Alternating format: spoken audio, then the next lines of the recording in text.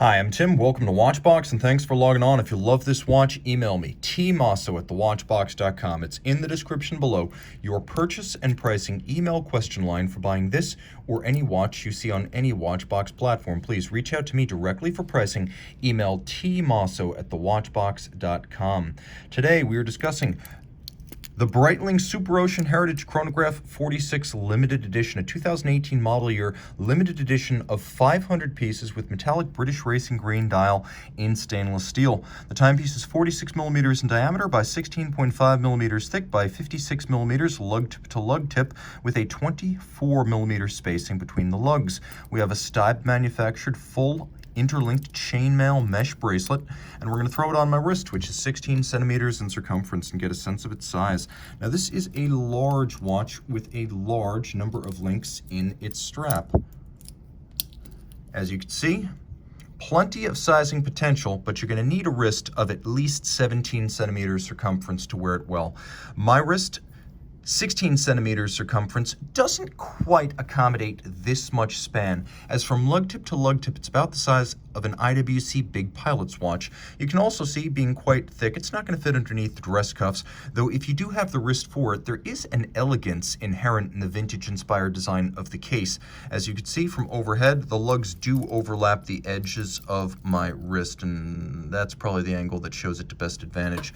Taking a look at the bracelet, you can see this is the vintage-inspired Superocean Heritage since 2007, taking the aesthetic of late 50s, early 60s Breitling Superocean watches and transposing it into modern watches with contemporary case sizes and build quality. So we have this large straight bar style interlink with the lugs, that's vintage inspired. The use of a 60s style mesh bracelet is a perfect visual complement. There is a little bit of a taper here.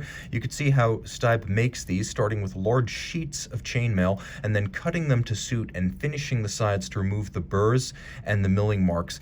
It is a conventionally sized bracelet, however. As you can see, removable links are fixed in place by screws, and that on both sides, so there's a lot of adjustability here. We have a single fold deployant clasp with a clamshell lock, and then we have internal to the clasp 4 drilled divots, so you can use your strap tool to change the anchoring point of the bracelet inside of the clasp. Rolling back to the case, the lugs are strong. They come to a point highly angular and broken out from the case band. So unlike, for example, a Seamaster or a Submariner, there isn't a blending of the case band into the lugs. They do have very separate sculptural forms. You can also see Breitling takes a measure to make sure the watch isn't ungainly thick. It is thick, but it's not overwhelming.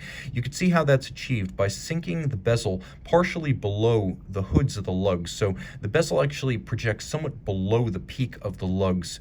If they simply wrote atop the lugs, this would be an almost 20 millimeter thick watch. You can see that there is a knurling on the edge of the bezel that's alternately satin finished and polished, and then there are these little screws fixing the bezel to the case. This is called a captive bezel.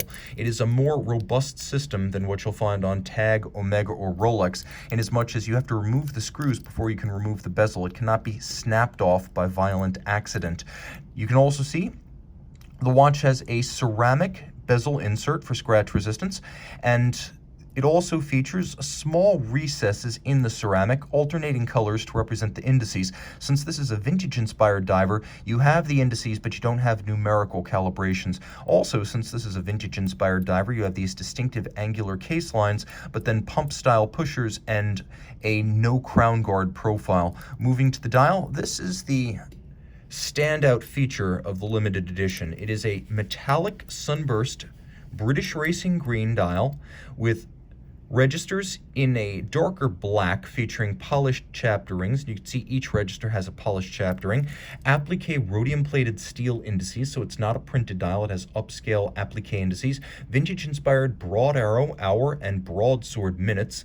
And then when you flip it all over, we have a solid case back. This is number 88. And it is a limited edition of 500 pieces. So you could see that there's a solid case back over what Breitling calls caliber 13, a chronometer grade Valjoux 7750. All of this water resistant thanks to the screw down crown and the screwed in case back down to 200 meters. The Breitling caliber 13 has a 42-hour power reserve, stop seconds, and a quick set date. It beats away at 8 beats per second. It pivots on 25 joules. It's adjusted in 5 positions. It is a COSC certified Swiss chronometer, so very precise and very tough thanks to its Valjoux 7750 architecture. It uses a cam and a lateral clutch. For reliable operation, you do need to wind it a bit more than I have. The system is well tuned, and it actually has a fairly crisp action for a cam-based chronograph, and the lateral clutch ensures that it is absolutely tank tough in action. Reach out to Team Mosso at thewatchbox.com for purchase and pricing details. Let's do a quick Lume shot here. You can see, contrary to earlier versions of the Superocean Heritage, this one does have a lumed bezel pearl, so you can use the timing instrument in the dark.